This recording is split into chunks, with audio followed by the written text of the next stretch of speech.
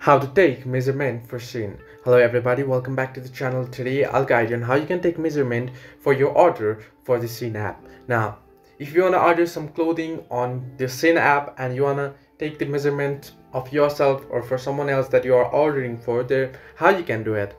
Well, it's quite easy. All you have to do is you can get the measurement tape.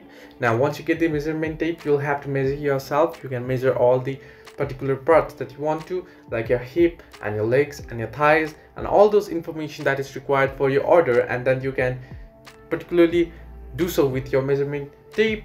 Or what you can do is you can head into the nearest tailor that you have, and then there you can get the measurement for yourself. Now these are the ways you can get the measurement for Shein app, and hope this helped you. Do like and subscribe, and do not forget to leave a comment down below if you have any further issues.